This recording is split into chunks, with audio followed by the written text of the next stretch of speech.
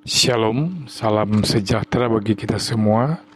Saat ini saya akan membawakan renungan berdasarkan firman Tuhan yang terdapat di dalam Amsal pasal 24 ayat 13 sampai ayat 22 sesuai bahan MTPJ Sinode Gemim tanggal 19 sampai 25 November tahun 2023. Bunyinya sebagai berikut. Anakku, makanlah madu, sebab itu baik, dan tetesan madu manis untuk langit-langit mulutmu. Ketahuilah, demikian hikmat untuk jiwamu. Jika engkau mendapatnya, maka ada masa depan, dan harapanmu tidak akan hilang. Jangan mengintai kediaman orang benar seperti orang fasik. Jangan merusak rumahnya, sebab 7 kali orang benar jatuh, namun ia bangun kembali. Tetapi orang fasik akan roboh dalam bencana. Jangan bersuka cita kalau musuhmu jatuh. Jangan hatimu beria-ria kalau ia terperosok, supaya Tuhan tidak melihatnya dan menganggapnya jahat, lalu memalingkan mukanya daripada orang itu. Jangan menjadi marah karena orang yang berbuat jahat. Jangan iri kepada orang fasik, karena tidak ada masa depan bagi penjahat. Pelita orang fasik akan padam. Hai anakku, takutilah Tuhan dan Raja, jangan melawan terhadap kedua-duanya. Karena dengan tiba-tiba mereka menimbulkan bencana, dan siapa mengetahui kehancuran yang didatangkan mereka? Saudara-saudara yang Kristus kasihi, beberapa dari kita mungkin pernah mengalami peristiwa yang memalukan. Kesalahan itu terjadi mungkin berupa ketidaksengajaan kita, kegagalan atau keputusan salah yang kita lakukan. Tidak sedikit dari kita merasa kecewa berkepanjangan, merasa diri gagal, dan kehilangan masa depan. Benarkah semua kesalahan di masa lalu dapat menghancurkan masa depan kita? Hari ini kita belajar satu bagian firman Tuhan yang merujuk kepada kitab Amsal, kitab hikmat tulisan Salomo yang mengajarkan tentang meraih masa depan bersama dan di dalam Tuhan. Pengajaran firman Tuhan hari ini adalah sebagai berikut. Yang pertama, hikmat Allah adalah dasar masa depan. Amsal 24 ayat 13 dan 14 berkata, Anakku, makanlah madu, sebab itu baik, dan tetesan madu manis untuk langit-langit mulutmu. Ketahuilah demikian hikmat untuk jiwamu. Jika engkau mendapatnya, maka ada masa depan dan harapanmu tidak akan hilang. Firman Tuhan ini mengajarkan kepada kita dasar dari masa depan.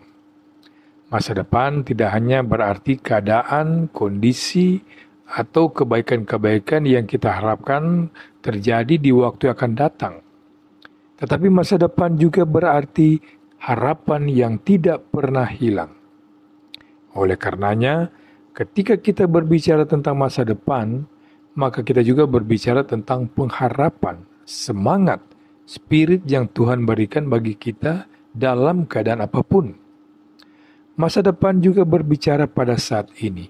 Bahkan ketika kita mengalami berbagai macam permasalahan, penderitaan, pergumulan, dan tekanan hidup yang sulit. Pengharapan akan membuat kita tetap optimis, yakin akan pertolongan dan kasih Tuhan, serta pandangan positif terhadap karya dan izin Tuhan dalam kehidupan kita. Pengharapan, optimisme hidup, pandangan positif, dan keyakinan akan pertolongan dari Tuhan menjadi pengantar bagi kita meraih masa depan sebagaimana yang Tuhan janjikan.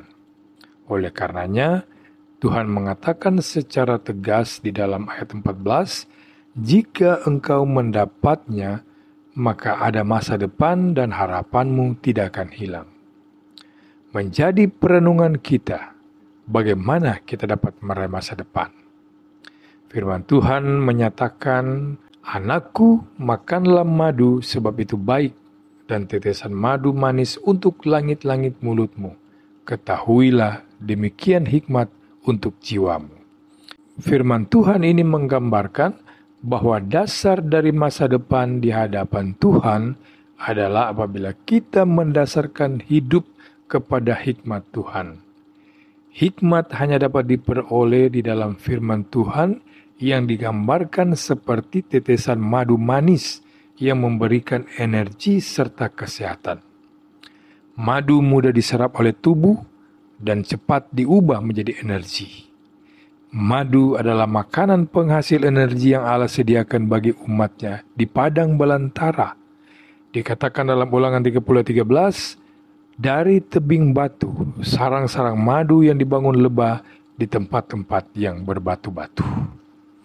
Penulis Amsal juga mengatakan dalam Amsal 16:24, perkataan yang menyenangkan adalah seperti sarang madu, manis bagi jiwa dan kesembuhan bagi tulang. Firman Tuhan tidak hanya memberikan energi surgawi bagi kita, tetapi firman Tuhan juga dapat mengajar, menyehatkan hidup kita, mengingatkan agar kita tidak melanggar firman-Nya, atau bahkan firman Tuhan menegur apabila hidup kita sudah menyimpang dari kehendak-Nya. Hubungan antara pribadi yang mengandalkan karya firman Tuhan dan masa depan dinyatakan dalam firman Tuhan bahwa berbahagialah orang yang kesukaannya ialah Taurat Tuhan dan yang merenungkan Taurat itu siang dan malam.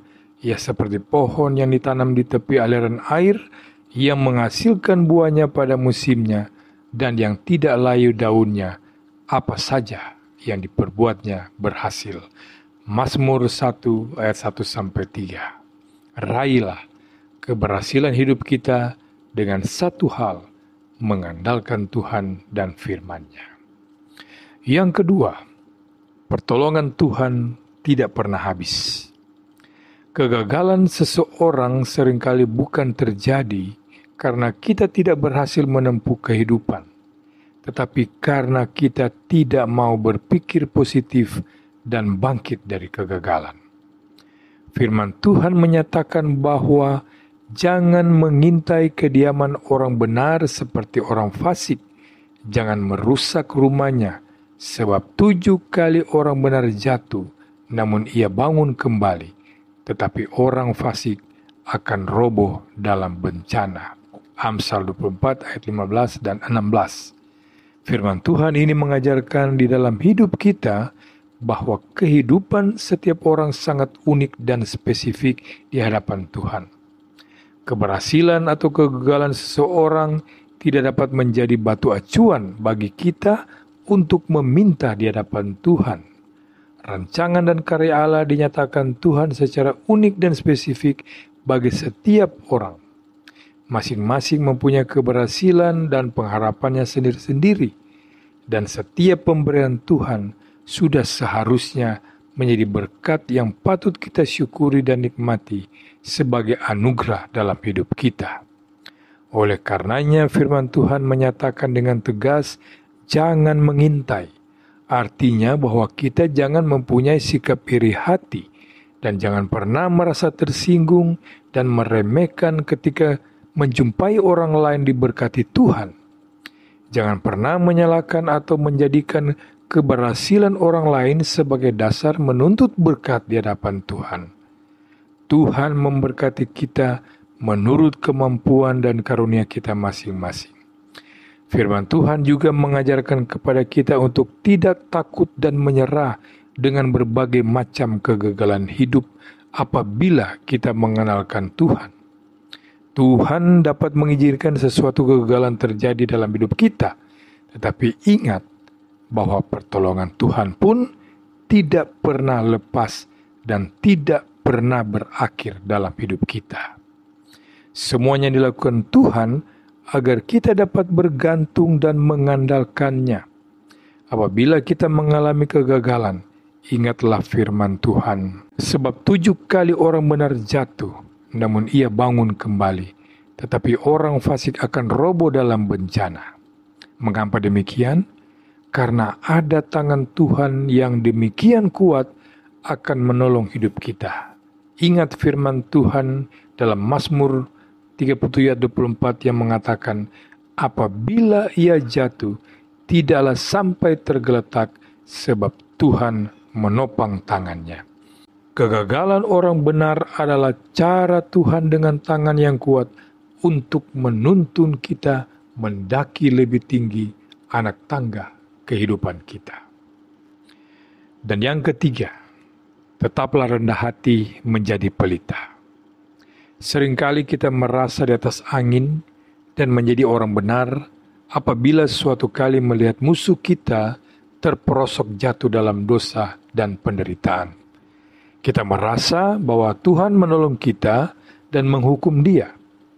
Dan seringkali kemudian menghakimi, mengklaim kemenangan, dan mencoba membungkus karya Allah untuk kemuliaan diri kita sendiri.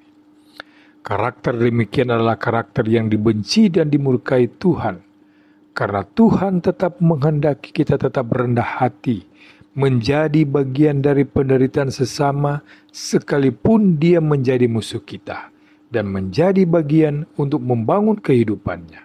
Hidup benar di hadapan Allah bukan terjadi dengan menyalahkan orang lain yang memusuhi, yang tidak sepakat, dan mungkin bertentangan dengan hidup kita. Apabila kita bersikap jahat, membenci, bersukacita dalam kejatuhan orang lain, atau bahkan bersukacita dalam penderitaan orang yang jahat kepada kita, maka Tuhan akan menganggap kita sama seperti Dia sebagai orang jahat.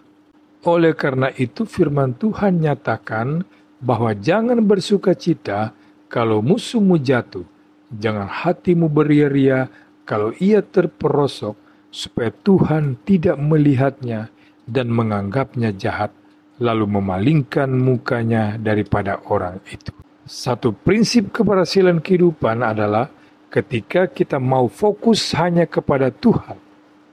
Seringkali kita menjadi iri hati, kita menjadi marah karena rasanya Tuhan justru memberkati dan tidak mendatangkan penderitaan serta kesulitan, atau bahkan memberikan keberhasilan kepada orang yang jahat atau orang fasik.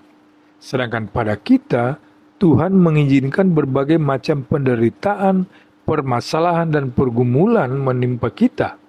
Bahkan doa-doa kita yang kita naikkan pun tidak segera dijawab oleh Tuhan. Firman Tuhan mengajarkan suatu prinsip bagi kita tentang masa depan dengan menyatakan, karena tidak ada masa depan bagi penjahat, pelita orang fasik akan padam. Masa depan bukan sekadar berkat, keberhasilan, dan berbagai macam kemewahan yang kita raih. Tetapi masa depan adalah hidup yang berpelita, hidup yang menjadi terang, dan hidup yang mampu menjadi berkat dan memberkati orang lain. Itulah sesungguhnya masa depan yang tidak pernah padam. Dan masa depan yang tidak pernah padam tersebut tidak akan pernah dapat diraih ataupun dirasakan oleh orang-orang fasik dan orang-orang yang tidak mengandalkan Tuhan. Oleh karenanya firman Tuhan mengingatkan kita, jangan menjadi marah karena orang yang berbuat jahat. Jangan iri kepada orang fasik, karena tidak ada masa depan bagi penjahat. Pelita orang fasik akan padam. Amsal 24 ayat 19. Marilah kita meraih masa depan yang Tuhan perkenankan bagi kita. Bukan sekedar meraih kemewahan, kekayaan, atau keunggulan duniawi semata-mata. Tetapi ketika kita dapat menjadi berkat bagi orang-orang yang ada di sekitar kita. Tuhan Yesus memberkati kita semua. Amin.